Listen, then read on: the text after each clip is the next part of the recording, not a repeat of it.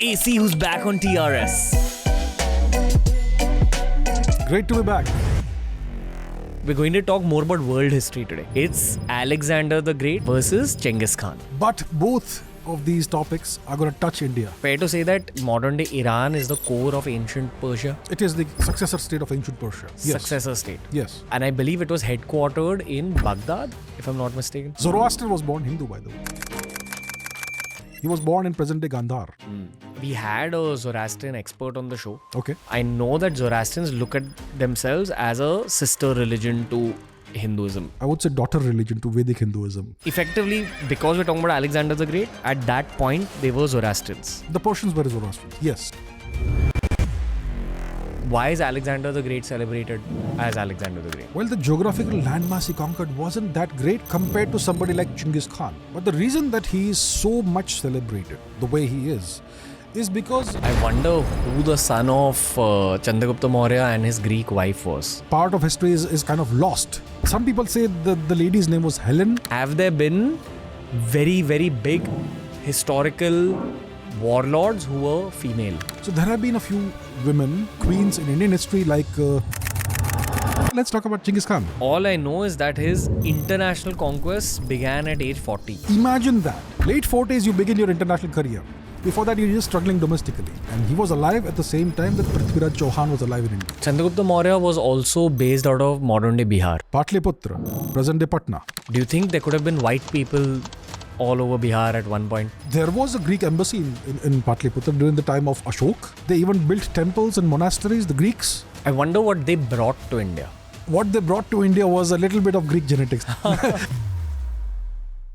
It's a world history special with Abhijit Chavda and myself. These are the episodes I look forward to the most because I absolutely adore the subject of world history. We're talking about Alexander the Great and Genghis Khan in today's episode. So if you enjoy war stories, war strategies, psychology, and if you enjoy the aspects of history that you can actually apply in your professional life, in your social situations, and in your personal journey of life, if you're that kind of person, you're going to enjoy this episode. History is one of those subjects that you're not taught in an interesting way while you're a part of the traditional education system. But this podcast is an example of how history should be taught, according to me. It's an evergreen episode. It's an episode I enjoyed very, very much. This is AC along with RA on TRS.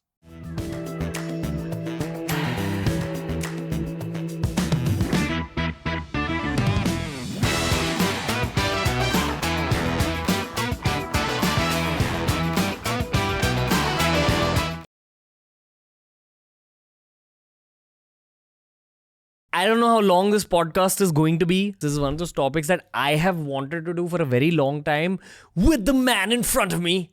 It's AC who's back on TRS. Great to be back. Welcome, AC. Thank you so much. I love history-based podcasts. Audiences feel mixed about it. Like whenever we do an Indian history-based episode, you know it'll always do well. But we're going to talk more about world history today. But both of these topics are going to touch India.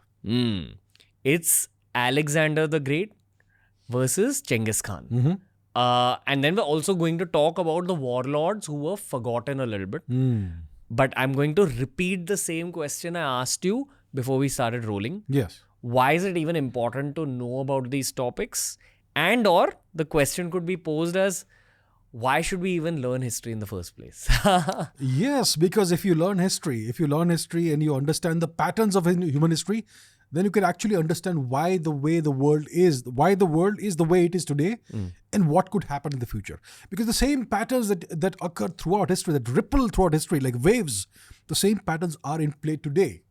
So that's why you should understand history. That's why you should study history, because it tells you, it helps you understand the world as it is today.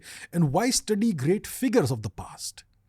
Well, there are various schools of thought of history. One is the cyclical school of thought, that history occurs in cycles. What happened in the past will again happen in the future. That's one school of thought. There is another school of thought called the violent ape theory, that we human beings are nothing but violent apes, like our cousins the chimpanzees, and everything we do is driven by those base instincts. violent instincts of conquest, of reproduction, of having more territory and more resources. And that's why we behave the way we do. There is one more school of thought called the great man school of thought, or great man theory of history. That everything that's happened throughout human history has been driven by a small number of great and very powerful men. Like Alexander the Great, like Genghis Khan, like Napoleon, like various other people, like Vishnugupta Chanakya and Chandragupta Maurya, and so on and so forth. So there are these different schools of thought of human history. And the point is that if you study history, you get to understand human nature and human psychology. And that is very relevant to us today. Yeah.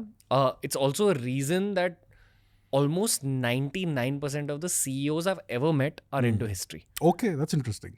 Like, they always have an angle of being either into the study of war or the study of history. I also think it's one of those subjects that you don't love a lot in school, but then as an adult, when you really discover the fun aspects of history, you realize that shit, why didn't I enjoy this in school? Especially if you're into business, if you're into business competition, corporate competition and all, the same patterns and the same tactics and strategies you use in warfare can be used in different ways, in a very different but similar way in business competition. So that's why business people study, let's say, Sun Tzu's The Art of War, for example. It's very popular, but you got to know how to use that. Eventually, you do realize ways to use these psychological tricks from history if you keep studying about history. So I hope that there's a lot of first-time history podcast listeners on this one. Yeah. Because I remember I discovered you through an elaborate and fantastic Genghis Khan video. Yes. So we'll do a bit of a recap. Later on, we have to talk a little bit about Alexander. But before that Alexander the Great section, I have a simple question for you. You spoke about the great man theory. I wonder why there aren't more women within the great man theory. And have there been very, very big historical warlords who were female? There have been a few. Well, historically, our history has been all about muscle power. Look, it's all about power. Geopolitics is all about the utilization and application of power in its various forms. And throughout most of history, we did not have the technology we have today, which meant that power was typically in the form of muscle power. Physical power. And when it comes to physical power, the men are stronger in the human species, unlike other species when you have stronger females in some species. So that's why it was all about men. Right? So most of human history has been about men, and typically most societies historically were patriarchal societies. So that's why it's about great men. Have there been any great women in the past? Well, I can think of a few. I can think of Catherine the Great, the Russian Tsarina, the Russian Empress. I can think of Boudica, the Brittonic chieftain who fought the Romans. I can think of a few great queens in Indian history like Rani Ahalyabai Holkar, like Rani Lakshmibai, and so on. So there have been a few women who have been great in history, but mostly it's about men. It's about male conquest. Yeah.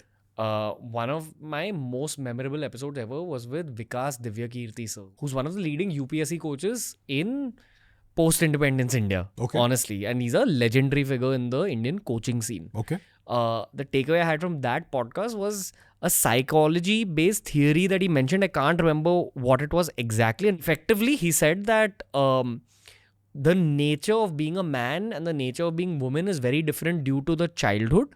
Because as a guy, when you're a boy and you're growing up and you're turning into a man, you're separated from your mother.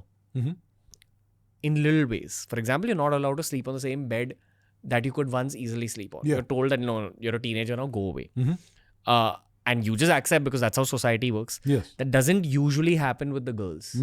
They enjoy the love of a mother for their whole life in a not so similar way to the guys.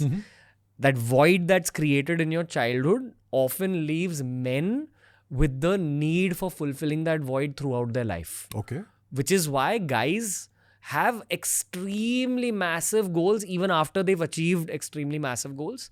But women, in a very healthy way, learn contentment. Guys are not able to learn contentment as easily as women can. Okay. Women are the simpler and nicer species, which also leads into that statement of if there was only female leaders all over the world, we probably wouldn't see wars. I don't know how true that is. That is a hypothesis. But I've known a lot of men and women, and I have noticed that it's the guys who have that sense of aggressive expansionism, aggressive ambition, sometimes at the cost of their own health. We were talking about this earlier today. And I think that this great man theory is definitely slightly about human male psychology as well. You always feel a little unfulfilled. So even if you've conquered what your father lost in those battles, you want to create a kingdom that's 1,000 times larger. Yes, indeed. You don't know why, but it's an internal primal need. It's a desire. It's a push. It's a thing. It's a hunger. Maybe to explore this further, now let's begin the story of Alexander the Great. Yes. So Alexander the Great, Alexander the Greek, the Great, the Macedonian, whatever you want to call him, he was born in the 4th century BC. I think the year of his birth was 356 BC. And he was born in this country called Macedonia to the north of Greece. Today we think of Macedonia as Greece itself. But historically, Macedonia was this little country, this little kingdom north of Greece. His father was a great conqueror. His name was Philip of Macedon. And Philip was this great expansionist, this conqueror who fought the Greeks and other neighboring kingdoms and who subjugated them all. So Philip is this guy, this great conqueror, this very masculine, manly figure who does everything a man would do, a great man would do. He conquers and subdues all the Greek kingdoms and states, city-states like Athens and Sparta and whatnot, and brings them all under his dominion. So that is the father. Now there's the mother figure. That's Olympias. So Alexander's mother was the greater influence in his life. She was a very strong-willed woman. She was the daughter of a king of a neighboring country, Greek country called Epirus.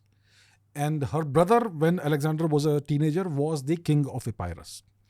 So she was this imperious, strong-willed woman, very demanding, very pushy, and she did not get along well with her husband, King Philip. And these are the two dominant figures in the life of Alexander. So Alexander was this boy. He at a very young age, he was very precocious. He displayed a lot of qualities that looked like would mean that he would be a great king one day. And his parents appointed a tutor for him, Aristotle, very famous name, a philosopher. And Aristotle was also very influential in the formative years of Alexander's life. He taught him various subjects that you would typically teach a prince, like logic, like mathematics, like geography and all. And geography is what fascinated Alexander, because Aristotle used to speak about the Eastern nations. See, Greece is located in southeastern Europe, Mediterranean Sea, Aegean Sea. The Greece of that day included present-day Turkey. The present-day region of Anatolia, the region of Thrace, which is the small European portion of Turkey, and so on. The Baltic region also was kind of part of their world. So the Greeks understood Europe, they knew Europe reasonably well, but they knew next to nothing about Asia beyond Persia. So, like I said, historically, the present-day Turkey was Greece. But at that time, when Alexander was born and he was a young teenager, it was under Persian control.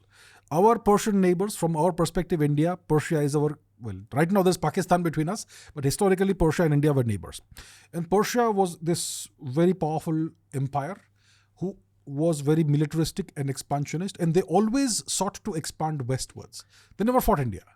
Just let's pause it a little bit to understand Persia better. Because modern day people of Iranian descent, when they're living abroad, they refer to themselves as Persian. Yes. So fair to say that modern day Iran is the core of ancient Persia? It is the successor state of ancient Persia. Yes. Successor state. Yes. And I believe it was headquartered in Baghdad, if I'm not mistaken. During Alexander's time, the capital city of Persia was Parshvapur. The Greeks called it Persepolis. Today the Iranians call it Parsa. That was the ancient capital of Persia. And they had other big cities under their dominion, like Baghdad, like Damascus as well, by the way. Syria was under Persian control at that time. So they had many great cities under the control. And Persia was, its territorial extent was from the Indus River, so more or less, the west bank of the Indus River, sometimes plus or minus something, all the way to Syria and the coasts of the Mediterranean Sea. Massive. Even present-day Judea, Israel, all of that. And even Egypt in those days was under Persian domination, under Persian control. Massive empire. A great movie recommendation I'd like to give at this point is 300, which a lot of my Parsi friends really hate. Okay. Like if you recommend or talk about 300 in front of Parsi friends, they don't react very well. Okay. Because King Xerxes is shown in a very villainous way in the movie. But Xerxes, Darius, all these Persian kings are revered amongst the Parsi community. It's a very Occidentalist version of what happened there. Xerxes, his name was Kshayarsha, but the Greeks called him Xerxes. Darius was Darayavaus. The Greeks called him Darius. Artaxerxes was Artakshattra. The Greeks called him Artaxerxes. So these names are all twisted and modified, and the depiction is very negative. Fair to say that the ancient kingdom of Persia, which was one of the biggest kingdoms on the face of the earth, probably it would rival the whole Indian subcontinent. But I think the Indian subcontinent that time was probably a bunch of different kingdoms together. It depends on what time period we're looking at. The Indian subcontinent has seen these cycles in which we have consolidation under one empire, like the Mauryan Empire, the Kushan Empire, and then fragmentation as well, but one culture, one civilization. Okay. The Persian civilization, do you think they followed Zoroastrianism? Yes. They were Zoroastrians. Well, during the time of Alexander, they were Zoroastrians, yes. Before that, they were obviously pre-Zoroastrian, which means they were Hindus. Okay. Yes. Zoroaster was born Hindu, by the way. He was born in present-day Gandhar, which is present-day Afghanistan, which is historical Gandhar, part of India. We had a Zoroastrian expert on the show. Okay. I know that Zoroastrians look at themselves as a sister religion to Hinduism. I would say daughter religion to Vedic Hinduism. Okay. But yeah, okay. Whichever way you want to look at it. Effectively, because we're talking about Alexander the Great, at that point, they were Zoroastrians. The Persians were Zoroastrians, yes. So that whole stretch from, say, Iran or Afghanistan up till Syria, up and kind of stretching into Egypt as well, they were following Zoroastrianism?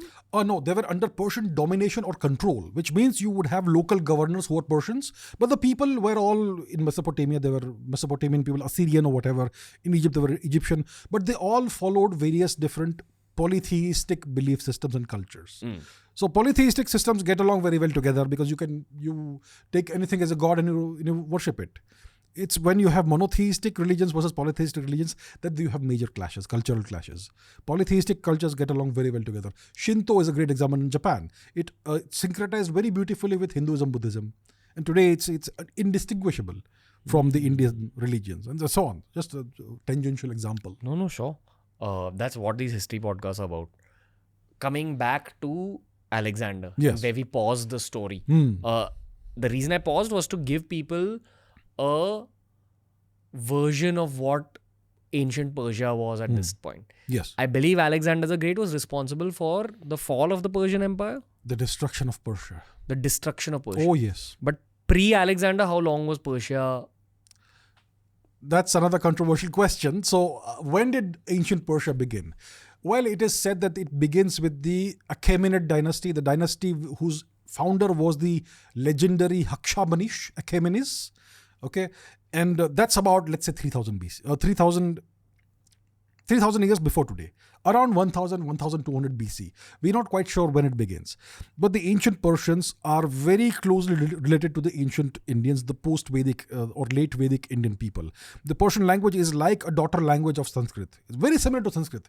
The Behistun inscription of the Emperor Darius, Bhagasthana inscription, it sounds, if you read it, just like Sanskrit, with certain pronunciation changes. So very similar to us culturally, historically, genetically also. Today's Persians are not that similar to us genetically, but the ancient Persians were essentially the same as us, Indians, genetically. Over the years, they got mixed? They got mixed with the people from the Caucasus during the Turkic occupation of Persia, which we'll discuss during the Genghis Khan part of the thing. Yeah, and all, so on. Going over a very long period of history in today's episode, but fun.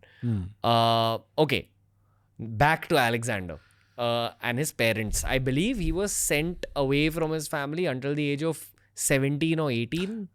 Well, not really sent away.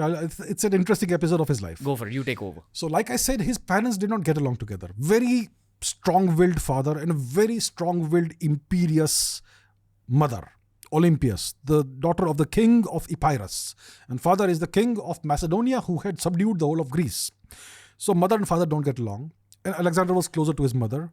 He had this rivalry with his father. He saw his father as kind of as a competitor in manliness and in creating a legacy. So his parents didn't get along. His father marries another lady. His mother, in a fit of rage, obviously, naturally, leaves her husband's place and moves back to her home country, her native country, Epirus, where her brother is the king. And Alexander moves there with her. So he's separated from his father for a period of time. And his mother's brother, his uncle, obviously is very upset with Philip for marrying another lady and disrespecting his sister. So Philip, he sends diplomats and embassies to his brother-in-law, to the brother of Olympias, and he also offers, I think, his sister or his daughter, probably his sister, in marriage to this king. So everything is fine between the two kings, but Alexander is staying for a while with his mother. Now King Philip, he had subdued the whole of Greece, and he was beginning to plan for a massive conquest of Persia, of the Persian Empire. Because Persia and Greece had history. Persia, like we discussed the movie 300, the Persians had invaded and occupied and conquered Greece during the reign of Emperor Xerxes. And he had, I think it was Xerxes or Darius, one of these two, who had burned Athens once. So there was this animosity, historical animosity. So Philip wanted to, it was not, his plans for conquest were not out of a need or a desire for revenge. It was out of a desire for self-glorification and for leaving a great legacy and proving how great he was. So he had begun to amass a great army drawn from all the different city-states and kingdoms within Greece. And after some time, he was reconciled with his son, Alexander. By the time Alexander was 17 or 18 years old, he already demonstrated signs of greatness. He was very fit, very athletic. He had great qualities as a leader and all. And in a battle or two, he was even given the command of one wing of Philip's army. And he acquitted himself so well that Philip felt insecure about what the qualities his son was demonstrating. Okay, so this is where we are, and Philip is planning to invade Persia. So he holds this great celebration or great feast or whatever, in which he invites all the various local rulers and all. And there's a military parade in which Philip is the centerpiece of the entire thing. And it is in this parade that Philip is assassinated. Somebody stabs him or spears him or something, and the assassin tries to escape, but one of Philip's soldiers kills the assassin. If he had not killed the assassin, then the motive would have been discovered, why Philip was assassinated. So today historians speculate maybe it was Olympias, mother of Alexander, who had this done. Maybe it was Alexander himself who had his father assassinated, or maybe it was something else. We're not sure. It's all shrouded in mystery because the assassin was killed. So that's where we are. That's when Alexander is overnight, all of a sudden, with 1 hour's notice, thrust into the position of being the king of Macedonia. And then he has choices to make. As to, what does he do now? Does he go ahead with Philip's plan to invade Persia? Or does he first try to consolidate his rule over Greece? Because now that Philip is dead, all these various principalities and states in Greece may feel that they no longer have the need to submit to the new king of Macedonia. So that's the choice Alexander had. And he decided to go ahead with the plans to invade Persia. But then he ran into problems with the kingdom of Thebes. So to the south of Macedonia, there was Epirus, southwest, and to the southeast, I believe, there was Thebes, which was one of the principalities in Greece. And Thebes resisted Alexander, that we're not gonna submit to you. So Alexander marches south, invades Thebes. There is this big siege of Thebes. The city had a wall. It was a fortified city. And this goes on for, weeks or months. And by the time the siege breaks, Alexander's soldiers are frustrated and they have been hit a lot by the defenders of Thebes. So when the siege breaks, there is a lot of cruelty. It probably happened at night. Siege warfare is very cruel because you first of all starve out the city. And finally, when the siege breaks, you unleash all kinds of atrocities. So to make a long story short, Alexander displayed great sagacity as well as cruelty at Thebes. He tried to let's say, give safe asylum to as many people as possible.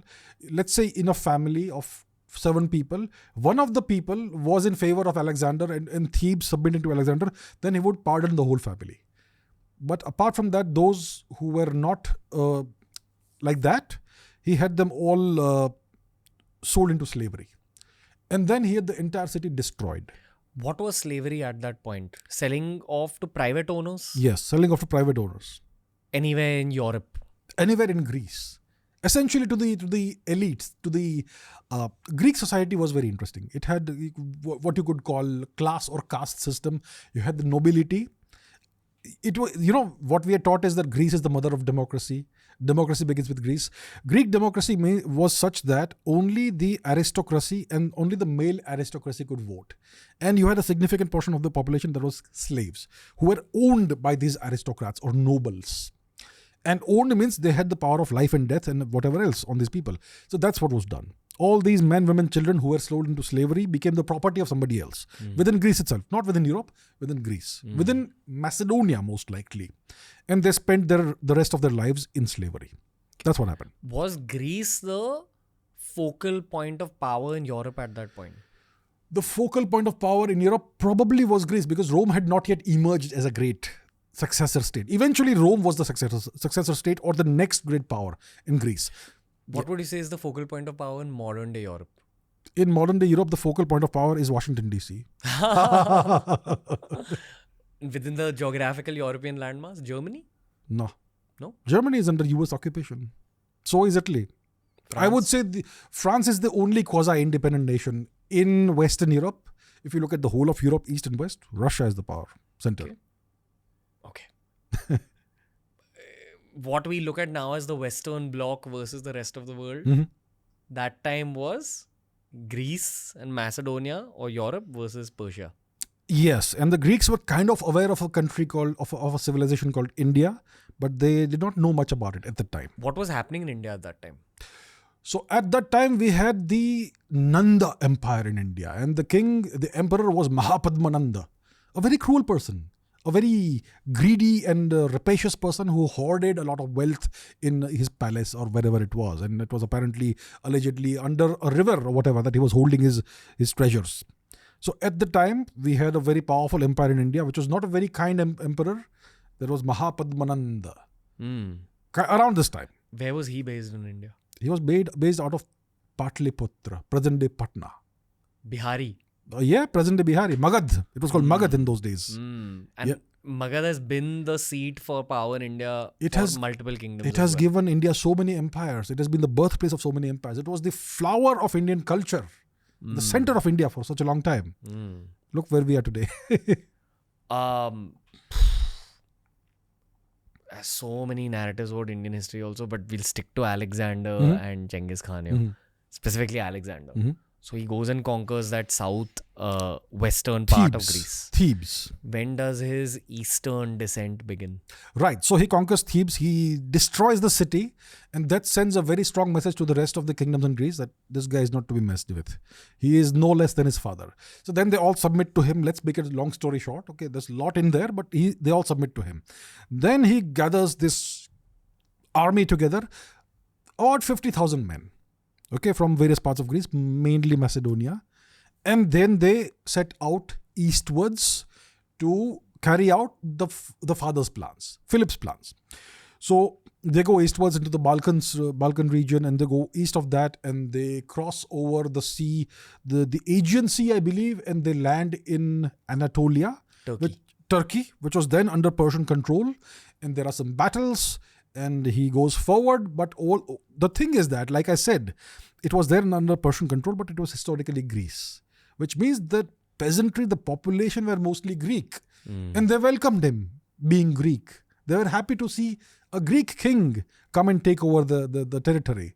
So they were under Persian occupation, and once Alexander comes there, they see him as a liberator. So he does not face a lot of resistance in Anatolia. So he goes eastwards, but there is this thing. So he goes eastwards, and that's when the then king of Persia, Darius III, comes to know that this young boy from Greece, the son of Philip, is marching into Persian territory.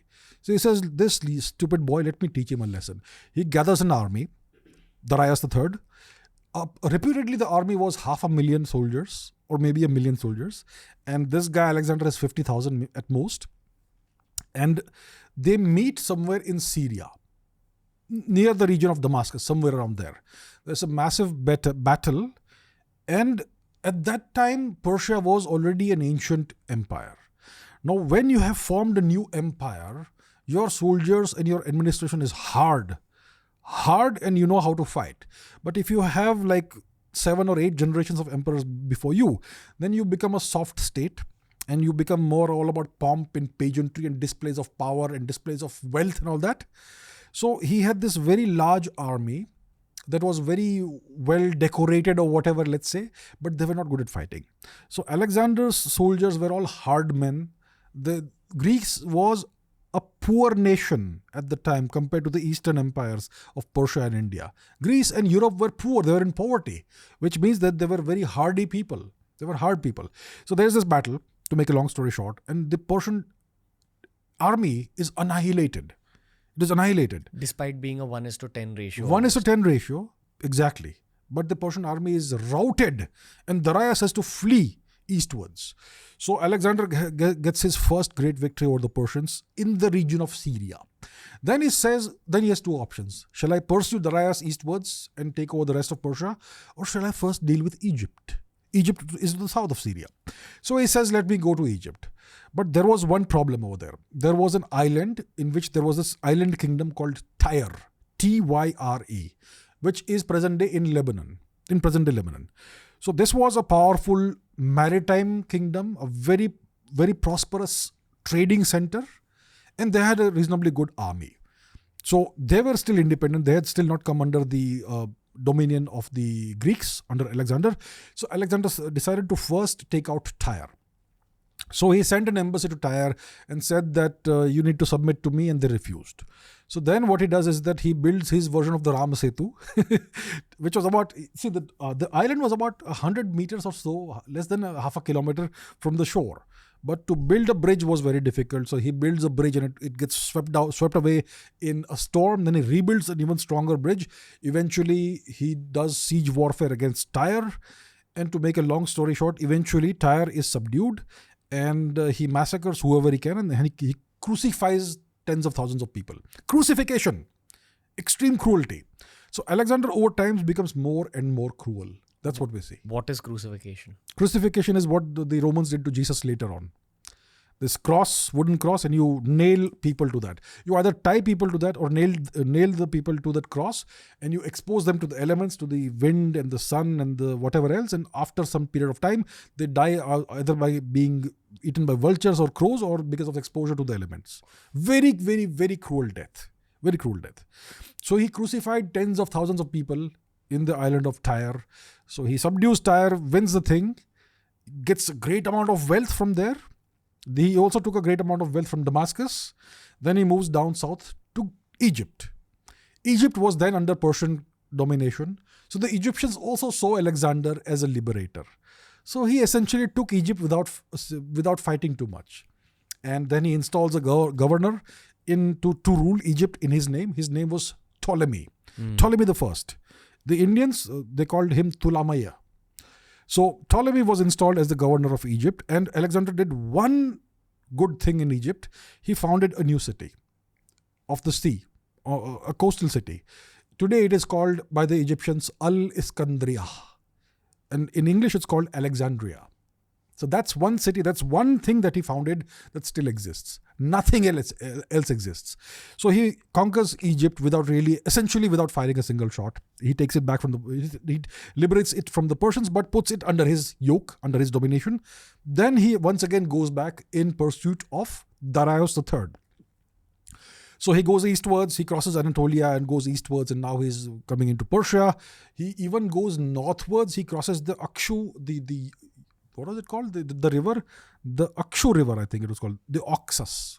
We Indians call it the Akshu or the Chakshu or something like that. And he pursues, to make a very long story short, he pursues Darius everywhere. Eventually, they meet in a big plain called Gaugamela. And this is the great battle of Gaugamela, in which the entire Persian army is annihilated. And once again, Darius escapes, but the flower of the Persian army is finished. And that plain, about 300,000 dead soldiers with elephants and horses were there on the plain. So you can imagine how it smelled after a day or two.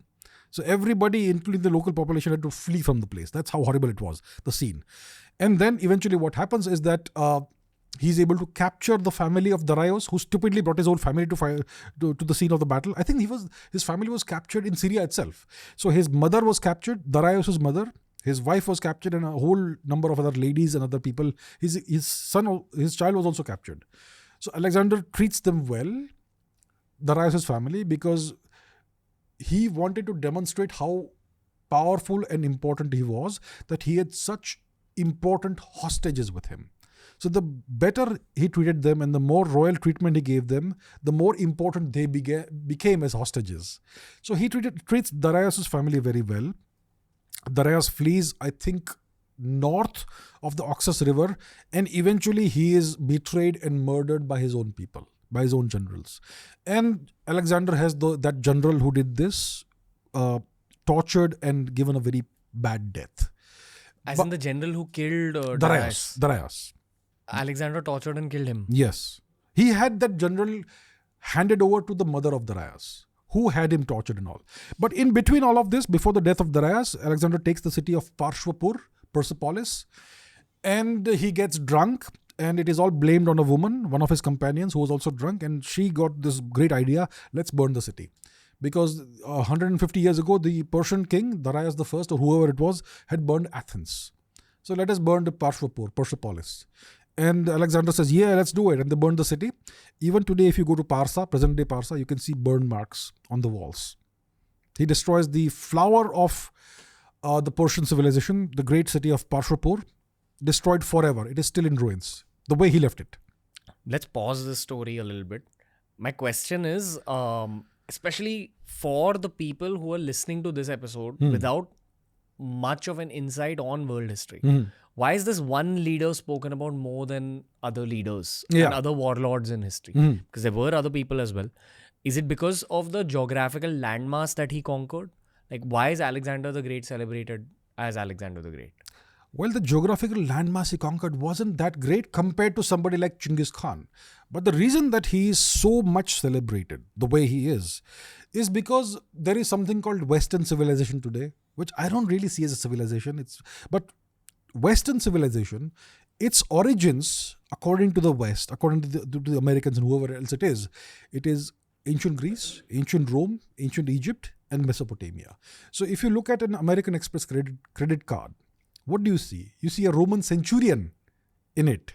And the Roman centurions, the dress they used to wear was copied from the ancient Greeks. We have a helmet over here, which is a Corinthian or a Spartan helmet. The Romans copied this in their own dress. Right? So the Roman centurion you see on an American Express credit card is kind of, the headgear is derived from here, from this. So the Western civilization, its birthplace is Greece, Rome. Rome is a successor state of Greece. So essentially it's Greece, Egypt, and Mesopotamia. And because Greece is the white nation, so-called supposedly white nation in this, that's why they put so much emphasis on Alexander and his conquests as an example of the greatness of the West, the vigor and the capabilities for conquest and greatness of the West. So his atrocities are kind of not spoken about, and the conquests are spoken about. The cruelty that it demonstrated in crucifying tens of thousands of people and burning entire villages alive when he comes to westwards of Persia and tries to conquer India. All of that is not spoken about. His drunkenness and debauchery is not spoken about. He dies at the age of 32 or 33. Of what? Either of wounds he received in India or of cirrhosis of the liver. One of these two are the causes of his death. The West would like us to believe that he died of drinking too much. So his negative qualities aren't spoken about, but the conquests are an example of the greatness of the West.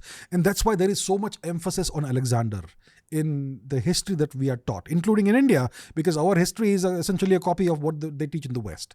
And we are taught to glorify the West and our conquerors who conquered and occupied India and destroyed India, like the British.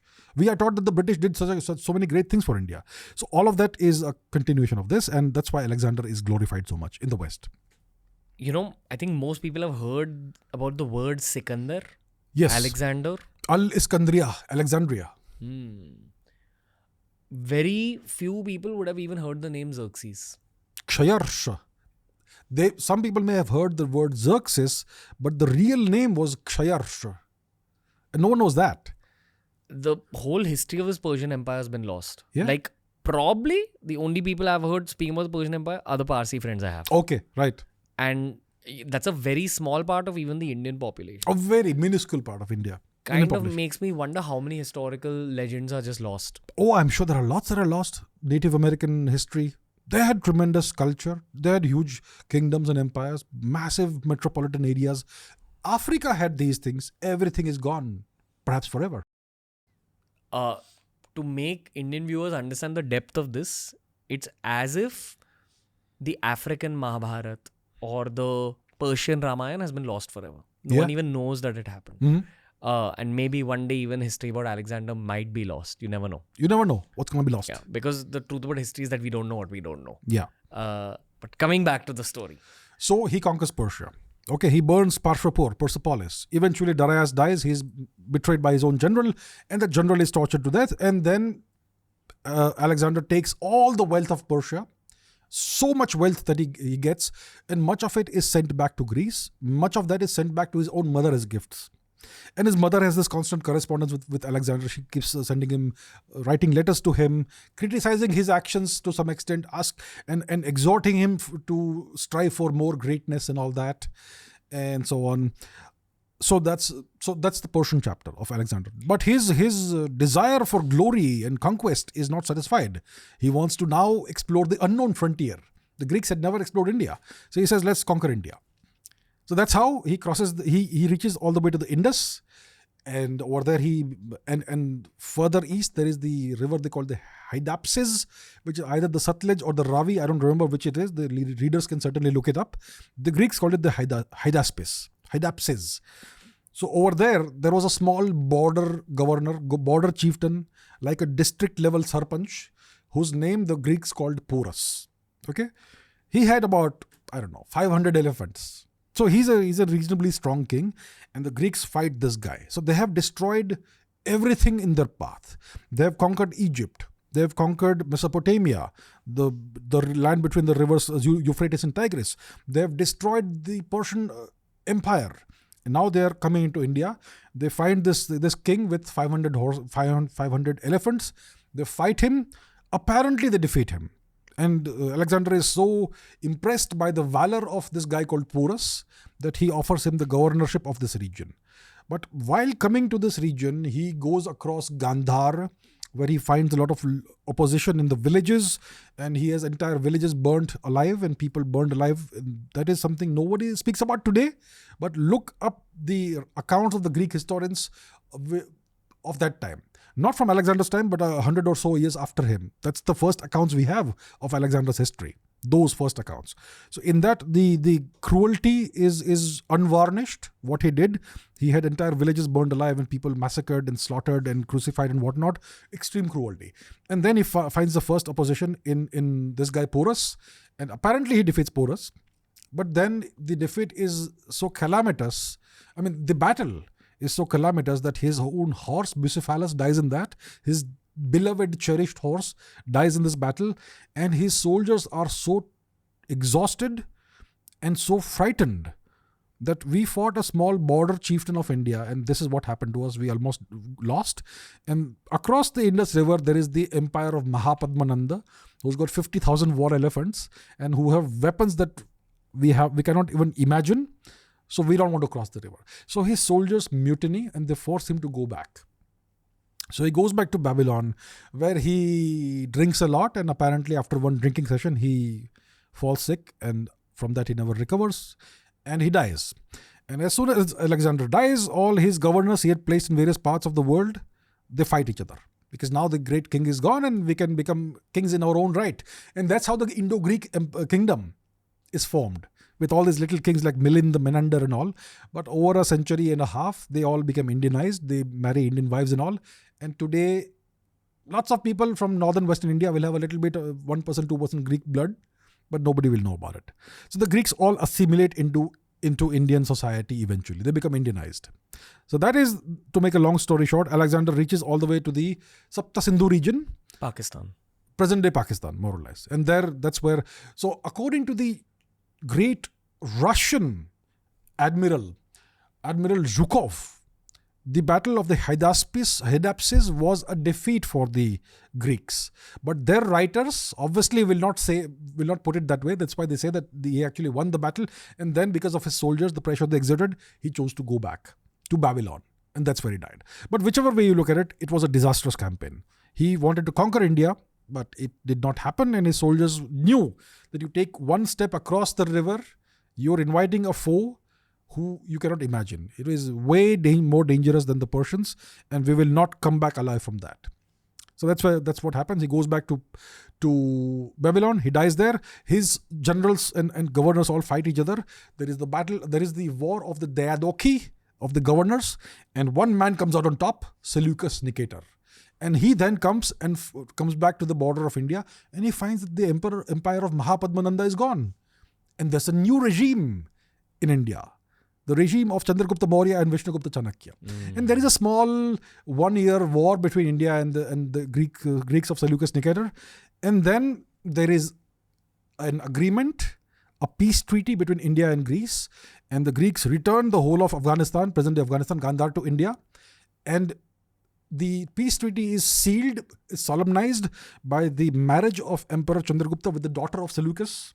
And as a dowry or as an exchange thing, whatever, the Indian emperor gives Seleucus Nicator 500 war elephants, with which he carves out a huge empire in Western Asia.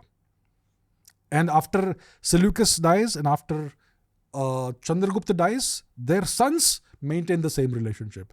So there was the first peace treaty between India and Greece. That's how old India-Greece relations are. And that's the story of Alexander in a very brief nutshell. I wonder who the son of Chandragupta Maurya and his Greek wife was. Yeah, we don't know. That part of history is kind of lost. Okay. Chandragupta Maurya was also based out of modern-day Bihar. Patliputra, present-day Patna. Do you think there could have been white people all over Bihar at one point? There was a Greek embassy in Patliputra during the time of Ashok. And yes, you had Greeks who had this kingdom in northwestern India, present-day Afghanistan and some parts of Pakistan, the Indo-Greek kingdom. There were several kings there. And they had all become Indianized, which means they were all either Buddhists or Hindus, and they had pilgrimages all the way to Kashi, Varanasi, all the way to Sarnath, all the way to Patliputra. They even built temples and monasteries, the Greeks.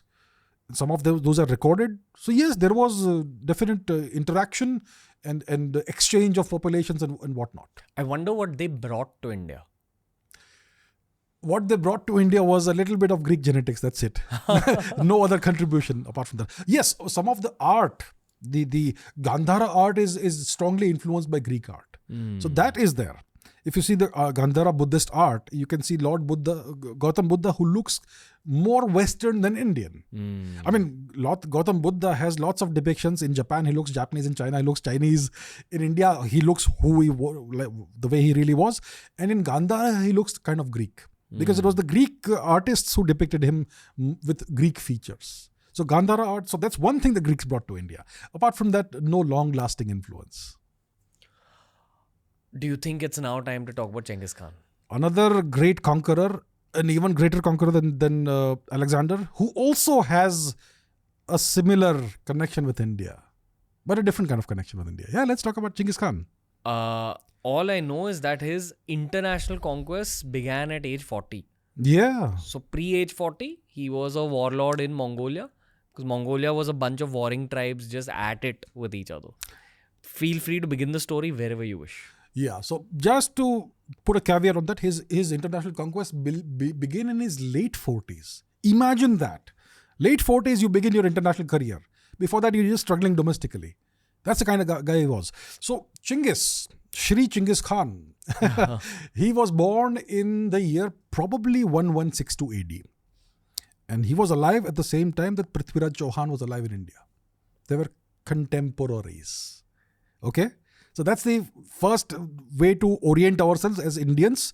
That at the time that Prithviraj Chauhan was alive in India, Chinggis Khan was alive, or he had been born, or at least he was alive at for some period of time in Mongolia. So Mongolia is this very interior part of Asia with an extremely harsh climate. Very extreme, very cold climate. The temperature can go to -30, -40 in winter.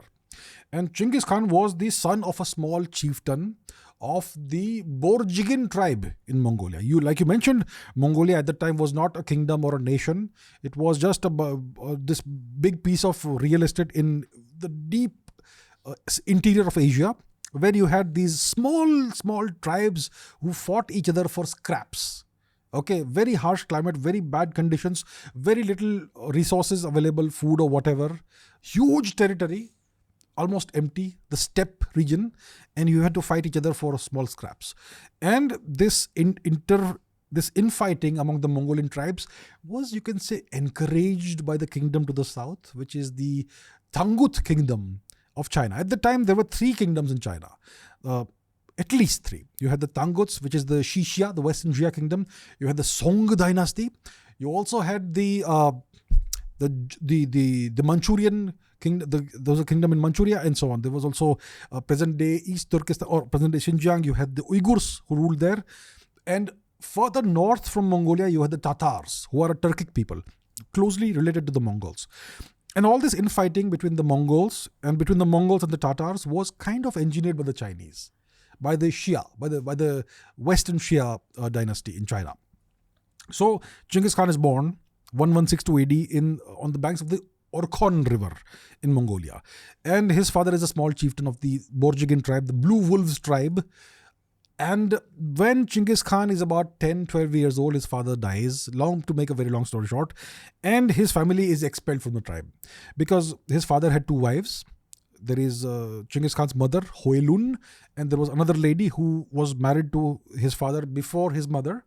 And there were 5 children, including 2 half-brothers of Chinggis Khan. So 7 people were there who were dependent on one man, the chief, but he dies.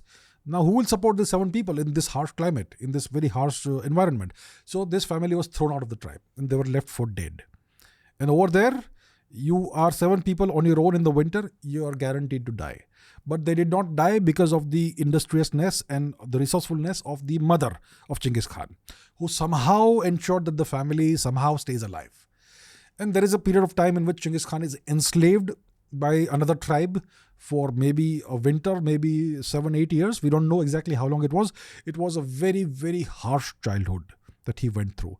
He even had to kill his own half-brother for some scraps of food because his half-brother was taking all the food and starving the rest of the family.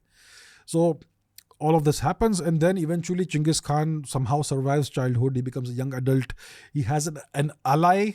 His name was Jamukha, I believe, who is his blood brother. And then he becomes the vassal of one of the major tribes. The tribe, I forget the name of the tribe, but the king, the Khan's name was Ong Khan. And his wife, and then he has a wife whose name is Borte, who there was an arranged marriage. So he has this wife, but then the wife is kidnapped by another tribe, which is his mother's tribe, in retaliation for his mother's kidnapping by his father.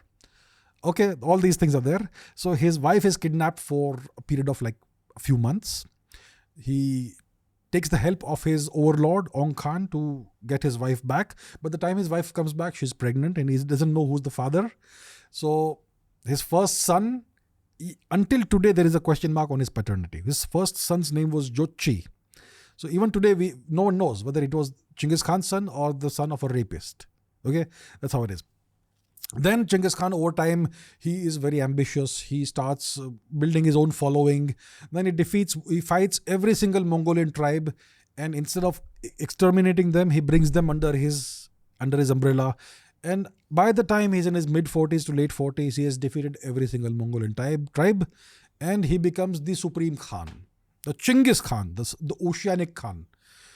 Then what happens is that he decides, as a mark of the unification of the nation, to strike back at the old enemy who for centuries had persecuted the Mongolian tribes and made them fight each other, which is the Chinese, the Xia kingdom of China. So he goes south, he crosses the great Gobi Desert, and he goes and smashes the Xia.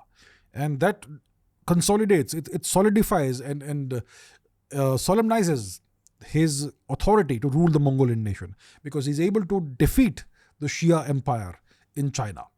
So he does that, and then he defeats. So this was in retaliation for centuries of atrocities. Unlike Alexander, who was a robber on a grand scale, Genghis Khan did this to teach the Chinese a lesson and to pay them back in kind for what they had been doing for centuries against the Mongols. And of course, he got a lot of wealth out of it, but he did not keep any of that wealth. He put that back into circulation in Mongolia. Okay, let's pause it a little bit, because we spoke about Alexander the Great in the first half of the episode. Specifically in terms of expansion, you have to be really good at war. Yes. And to be really good at war, you need an edge. Good question. I believe that Alexander's edge was strategy. That's what I've understood. Like very good strategy against the Persians. And I think cavalry. Cavalry. As in warrior sitting on a horseback. Cavalry and the Macedonian phalanx, which is a battle formation with 1,000,000 spears that face the enemy. Phalanx is like... Phalanx, phalanx. Okay, so it's a battle formation in which you had like 10 rank and 7 file. 700 soldiers, all with spears, all facing each other. So the first row of spears is horizontal. The next one is slightly more vertical. So you have 700 spears facing the enemy, and no matter what you do, you're going to be impaled. Unless you have a superior strategy. So the Macedonian phalanx was a great... it was one of the great, you could say, the trump cards that Alexander had, and his very mobile cavalry and very hard soldiers, very high quality soldiers. When it comes to Genghis Khan, when Genghis Khan was ruling Mongolia, the total population of the entire nation of Mongolia was 1 million. Okay? And his army, out of that 1 million, most of them half were women, obviously. Significant portion was children. The rest were animal herders and all that. So the armed forces at maximum were 100,000, 1 lakh strong. They would fit inside the Narendra Modi Stadium today. The entire army that conquered half the known world could fit inside one Indian cricket stadium. That's what he did. So how did he achieve this? Iron discipline, people who lived in the Mongolian steppe, they had to have that hardiness and the discipline, otherwise they would simply not survive childhood. So that is that. And then his entire system of organization was very scientific. You know, you had 10, then you had 100, then you had 1,000, then you had 10,000. So the biggest regiment was 10,000, and each of them had a general who was tried and tested and battle hardy. There was pure meritocracy and pure loyalty. You had to be completely loyal to Genghis Khan. If he says go and jump off this cliff, you should be willing to do that. And meritocracy. You perform well, you'll be promoted. You perform well, you'll be promoted. Doesn't matter if you're related to him or not. So you had these tremendous tactics, and they took weapons and strategies from wherever they could. They copied Chinese armor. They copied Chinese horse armor. They copied Chinese weapons. They learned siege warfare from the Chinese engineers. They got gunpowder from the Chinese. They learned certain war strategies from the Turks when they conquered Khwarezm, which I'll talk about later, and so on. So they had no real scientific or technological prowess of their own, but they were willing to absorb everything and anything from their enemies. Hunger. And they combined these things in the weirdest combinations. They are the first to probably invent cannons. And then cannons became the modern weapons that we have today. They had tremendous, they could move at lightning speed. They invented the first intercontinental postal system, the Mongols. Genghis Khan made the world's largest free trade zone. Even today, one of the biggest free trade zones is the European Union. where you have free trade, no tariffs, no taxes for going from one place to another. In India, you had octroi. From one city to another, if you had to transport goods, you had to pay a tax at the entrance of every city. The Mongol Empire under Genghis Khan created the world's largest free trade zone in human history. So many innovations were brought in by Genghis Khan, but the military innovations were the best. And he understood the role of momentum and energy in warfare. They had these formations, the two horns formation, in which horses would charge and envelop the other army. And he had these generals like Subodai the Valiant, who could coordinate armies over hundreds of kilometers, if not thousands of kilometers at the same time. Oof. They could do it in those days without having modern telecommunications. So incredible leaps of imagination, incredible technological and logistical achievements. And that's how they were able to conquer half the known world. So by the time Genghis Khan died, just to go back, we'll come back over here, his empire contained much of China, the whole of Iran, much of Central Asia, and all the way west until the borders of Europe. And after he died, his descendants continued the same thing. Over time, the Mongolian Empire was from the banks of the Mediterranean Sea all the way to the banks of the Pacific Ocean. Enormous. So Genghis Khan, just one man, conquered more territory in 20 years than Roman emperors conquered in 400 years. That's the kind of achievements he had. And he always fought a just war.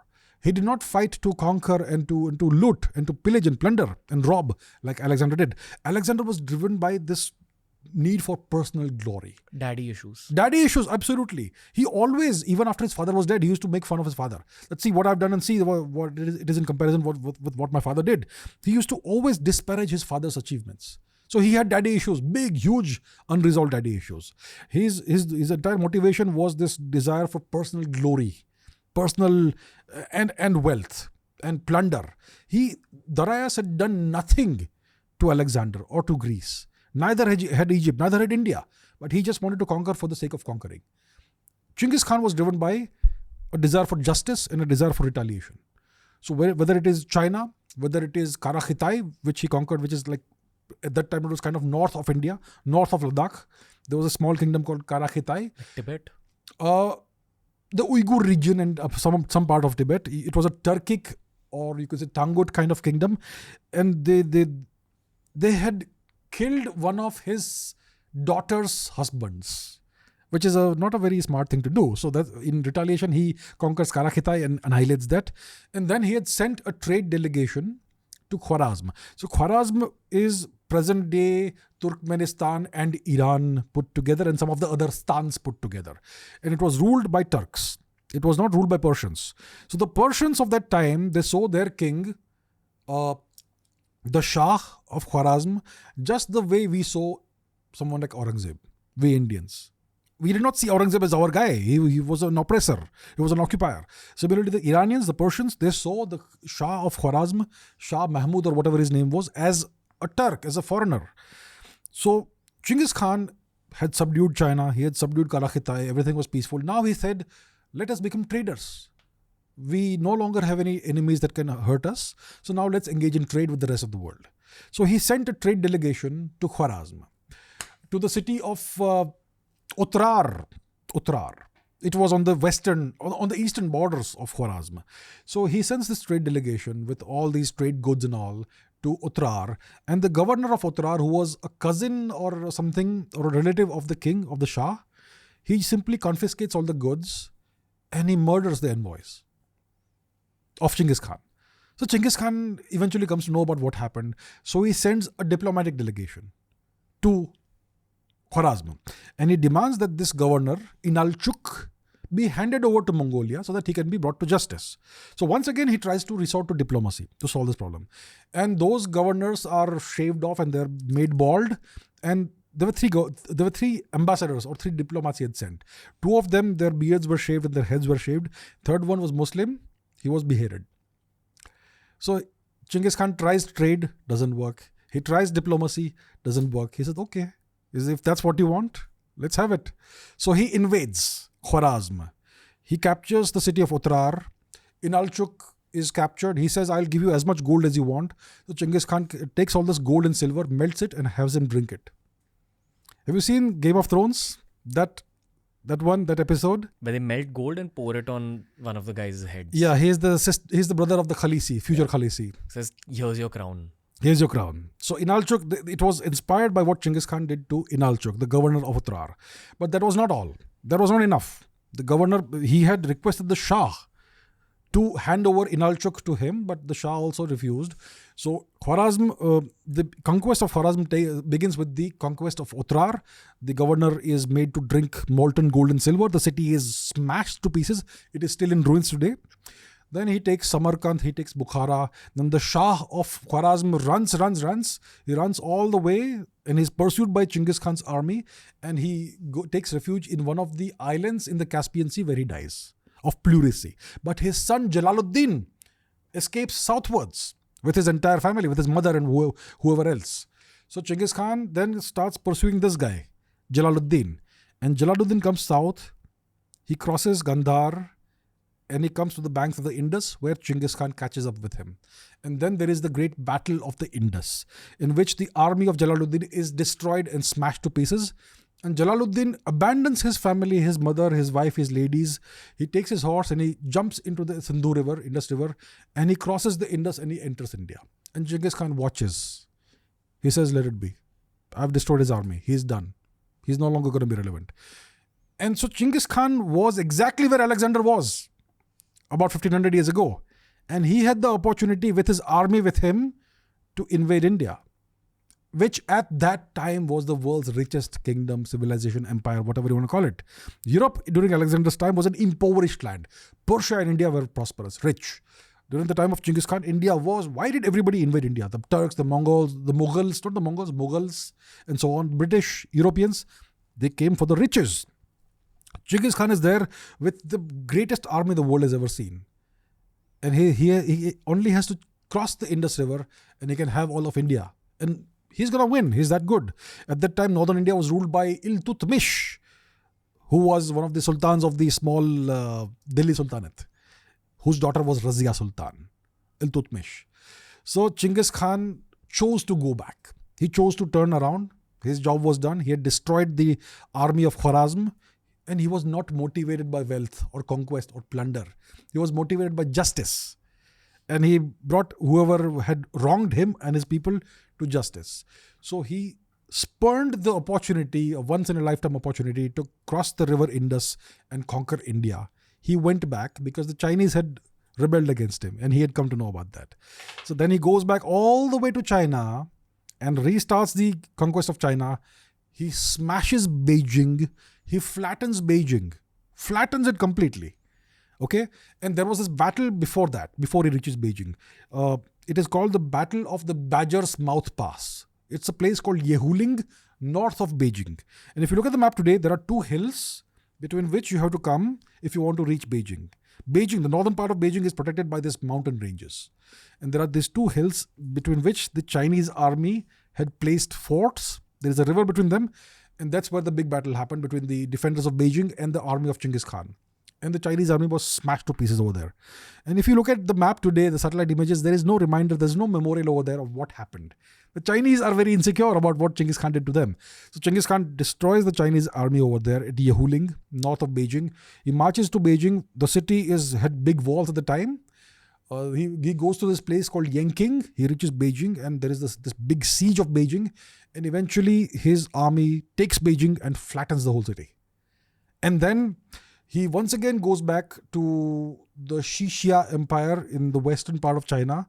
And he's fighting them. But in the year 1227, for some reason, he leaves his body. He dies. And we don't know why he dies. Okay. And the Mongols, they maintained a record, a chronicle of the days of Genghis Khan. It is today called The Secret History of the Mongols, in which it is not mentioned how he died. So there are all these stories about how he died. Maybe his local Chinese wife killed him, or he died of wounds in a battle. There are lots of different stories. And then there is the question of where was he buried? And the Western historians and the Western media are really interested in finding the burial place. But they're never going to find it. I promise you that they will never find it. Even the burial place of Alexander is kind of not known. It is probably in Alexandria, Al-Iskandria in Greece, in Egypt. but it's not been definitively identified. So two great men from the great man theory of history. Genghis Khan, way greater than Alexander, way greater, and a much better person. Of course, see, historians put this figure, I don't know what figure they put, 30 million, 50 million of people that Genghis Khan killed. Alexander would have killed no less. And Genghis Khan did not slaughter people just for the fun of slaughtering them. If he did slaughter some cities, which he did nothing which Alexander did not do.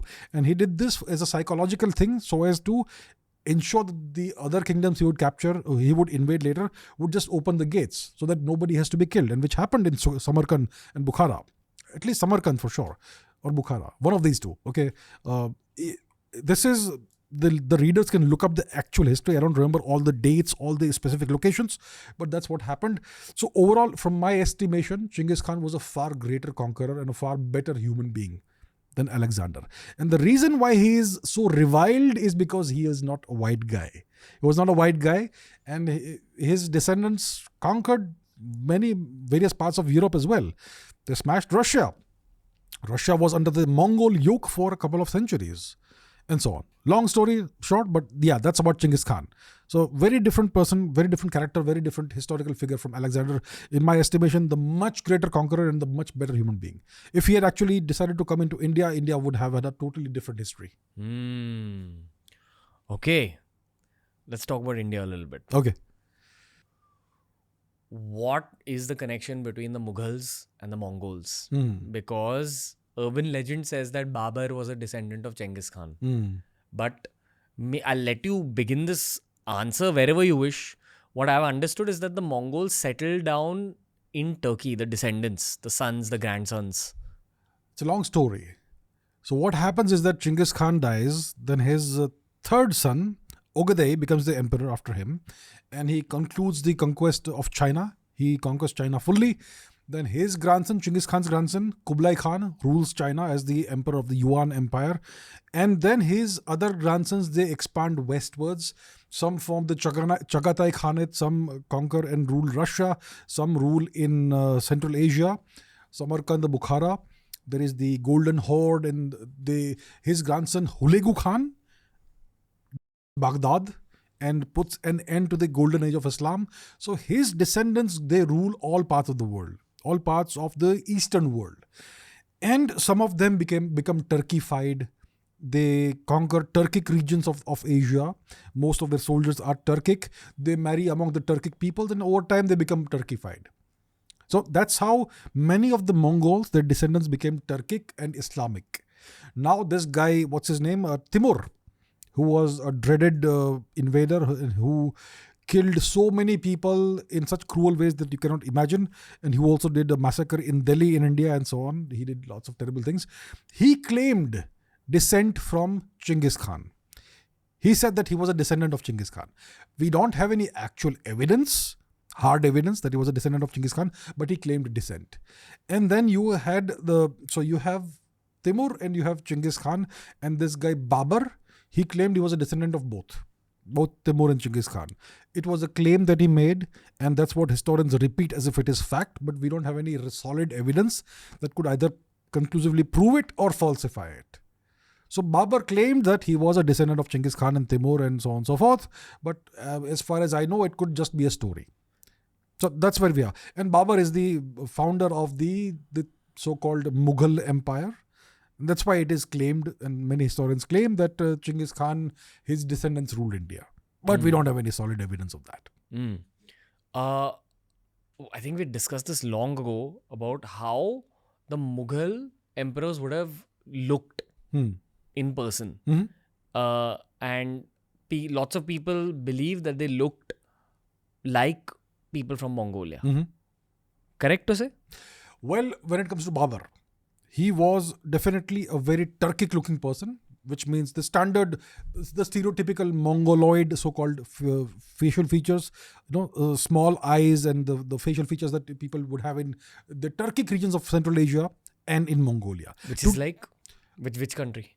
Mongolia, let's say. If you look at the people of Mongolia or China, how they look, kind of like that. So today, if you go to Turkey, people look European there, right? Most people in Turkey look European because if you look at the genetics of Turkey, they are mostly Greek, Armenian, and Anatolian.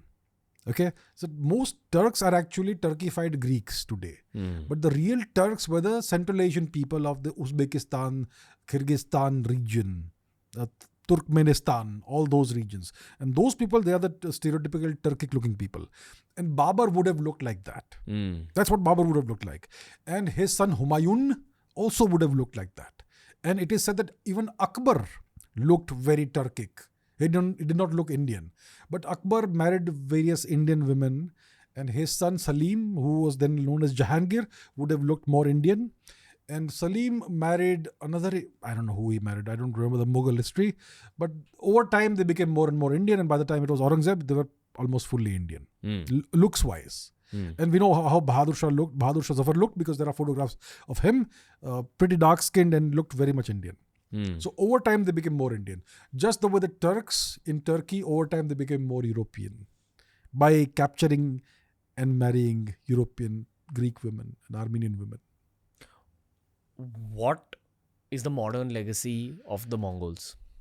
The modern legacy of the Mongols is a very good question. They invented much of the modern world.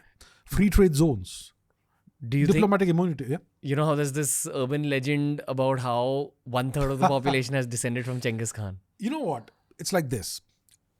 The Mongols, like I said earlier in this podcast, the total population of Mongolia was 1 million during Genghis Khan's time, which is a tiny population in the context of the rest of the world. And that population of the Mongols, they were all strongly interrelated. They were all relatives of each other, which means they had very similar genetics. And then the Mongols suddenly, they go and disperse all across the world. So suddenly you have this huge eruption of Mongol genetics in various parts of the world. And these are all very similar genetics. It's not all from one man, but they have the same genetic mutations. So it looks like it's one man. And that's how this urban legend has been constructed, that Genghis Khan was a mass rapist. And he spent most of his adult life raping women in various parts of the world that he conquered. That is completely untrue. Completely untrue. That is something that is used to denigrate Genghis Khan and the Mongols, and to paint them as bloodthirsty and evil barbarians and rapists and all that. There is absolutely no scientific fact behind this claim. And the first, I remember I traced back the first article in which this was written. And in that it was written that it is Mongolian genetics, not the genetics of Genghis Khan. How do you know it is Genghis Khan who is the originator of all these genetics? For that, you would need actual genetic data from Genghis Khan, which means you would need a piece of his hair or a piece of his bone or something from his body. We have none of that. So on what basis do they make this claim? Absurd, unscientific nonsense. Why did we do this podcast? Oh, we have to, well, we want to understand human nature, human history, what drives greatness, what drives human conquest. Because the whole world that we live in today has been populated by humans through conquest and migration. And it is great people like Alexander and Genghis Khan who kind of serve as role models. For example, let's go back westwards to Alexander. Julius Caesar idolized Alexander. He is reputed to have visited the tomb of Alexander. And he wanted to be like Alexander, and his great lament in life was that he could never conquer as much territory as Alexander did. So Julius Caesar conquered Iberia, which is Spain. He conquered Central Europe, which is the Gallic, Celtic regions of Europe, present-day France, etc. He conquered some parts of the British Isles. Then he comes eastwards, conquers Greece, which is when Greece ceases to be a geopolitical power and becomes a part of the Roman Empire. And Julius Caesar also conquered Egypt. But he could not conquer Persia and India. So he always had this lament in him that he would never be as great as Alexander.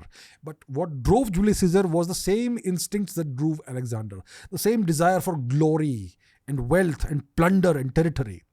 And the same thing, the same instincts and same impulses drove Napoleon, who also idolized Julius Caesar and Alexander.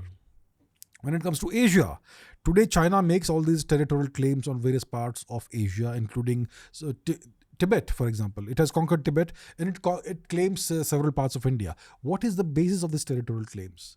The basis of these territorial claims is the territorial extent of the Yuan Empire, which was the Mongol Empire which had conquered China. And they claim it's a Chinese empire. even though the emperors were all Mongols. And they legitimized their territorial hegemony and hegemonic claims, expansionist claims, based on the conquests of the Mongols, who were never Chinese. So there is that legacy. And the other legacy of the Mongols, of Genghis Khan, is diplomatic immunity. Genghis Khan was probably the first ruler,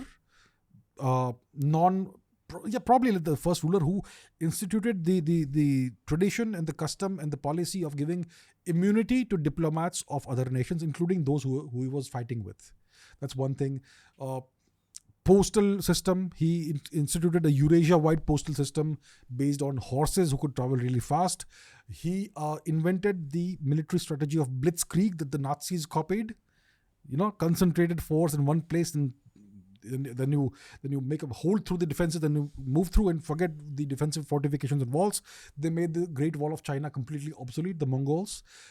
They created the world's largest free trade zone in human history, and so many more things. Many of the things that we take for granted today were first thought of by the Mongols, by Genghis Khan.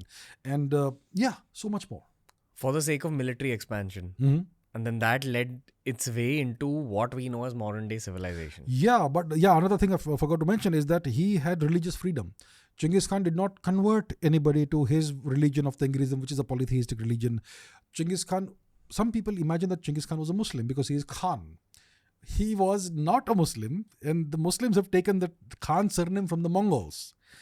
So there is that. And he had this policy of religious freedom, means whichever territory he conquered, he did not force the people to change their way of life or to change their religion. He conquered Khwarezm, which is Persia and other parts of Central Asia. He allowed, of course, at some point in time, he did bring down some mosques, and he built some temples on top of them to some extent, because those mosques were built on top of ancient Buddhist or Hindu temples. Temples of his own Buddhist temples or Hindu temples. He would rebuild the Buddhist and Hindu temples. Yes, he is said to have rebuilt some temples by knocking down mosques in the Khwarezm region. And he had banned, and his descendants like Kublai Khan had also banned the practice of the Islamic slaughtering of animals, the halal thing. So there were certain things that were there, but mostly there was religious freedom. So these are the legacies of the Mongol Empire. Very tolerant, very open empire, free trade. You could practice whatever religion you want, more or less, with certain restrictions, and so on. So overall, much better than the European conquests of the world, where you had a complete destruction. And whatever plunder was taken by the Mongolian expansions, that was all put back and recirculated in the economy. And the one permanent, Alexander built one permanent thing, which is the city of Alexandria in Greece. The Mongols built nothing, except for one thing, bridges. They built bridges everywhere, and some of them still stand. I wonder how Genghis Khan is perceived in modern day Mongolia, because there's something called Mongolian throat music, Mongolian throat singing, The Who, where they sing like that. Yes, they put on a voice and sing, and it's very, very transcendental music. Also, it can be extremely meditative to listen to Mongolian throat singing. Yes, but for viewers who are interested, go and search for music videos after this podcast, almost at the end, of Mongolian throat singing, and especially rock songs. Yes. There are some incredible songs where the music videos actually depict the warriors who fought with Genghis Khan. So I think that they're still revered. Like that legacy of Genghis Khan is extremely revered in Mongolia. And I would argue that his genetics are spread across China. So possibly, yes. At least it's mixed. It's mixed for sure. Controversial statement, but this China's expansionist policy, geopolitically speaking, somewhere's got that legacy of expansionism from Mongolia. Well, the Chinese Communist Party has a completely different kind of DNA. They have a Marxist DNA, and they don't mind expanding based on their military strength. And they both hate Genghis Khan and want to embody him in some way.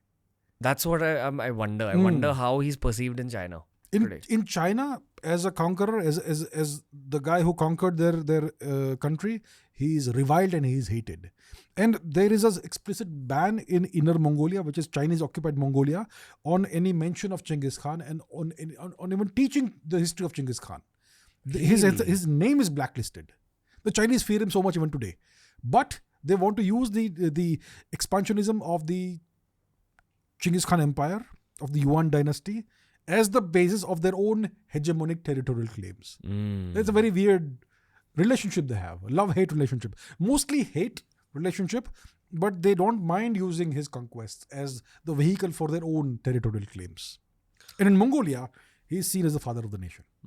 He is seen as the father of the nation, and his wife Borte is seen as the mother of the nation. So in Mongolia, they essentially worship him like the greatest shaman who ever lived. That sort of thing. That's it for today, ladies and gentlemen. This was just an experimental podcast. We're trying to figure if world history is a subject that you guys would enjoy. And I think podcasts are also built out of the tangents that arise in the middle of the conversation. I hope it was fun for you, AC. It was fun, absolutely. Doing a history podcast after very, very long with you. Yeah, it's been a while. And we'll cover a few more topics the next time. Please leave your suggestions down below. Any signing off notes for today? It may be true that human history is the history of great men, maybe great women also in the future. So it really makes sense to study history. History is not a boring topic. It's something that everybody should have some interest in, because it teaches you how that world that we live in came to be constructed and who made the world the way it is and what are the forces that still drive the world and will keep on driving the world in the future. You study history, you understand the present world, and you can actually look into the future. That's why you should have more of an interest in history, especially these fascinating figures of history. Yeah. My tiny signing off note, it's a little messed up, but it is what it is. I feel like as brown people of the subcontinent, we very likely have some Greek soldier blood in our veins and very likely have some Mongol blood in our veins also, which makes me feel weird about it, that some great ancestor of yours was both in the Alexander army and maybe another one was in Genghis Khan's army. The world is a completely mixed up melting pot, especially India, which is the crossroads of history.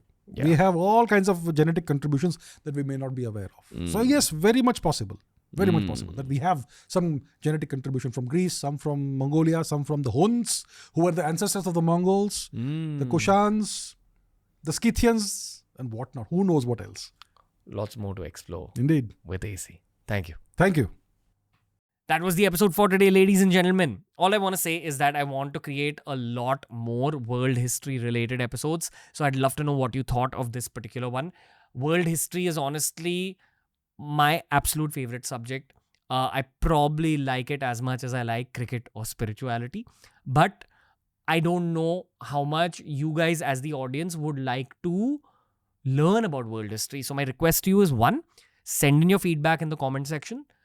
Tell us how we can improve these history-based episodes. And two, my request is to share it with fellow history buffs. I'm happy to bring history back as a genre on TRS. We've not created a lot of history episodes in the recent past. But if this one gets a good response, I promise you that will change. TRS will be back with the legend, AC himself. Lots of love and lots of gratitude for listening in.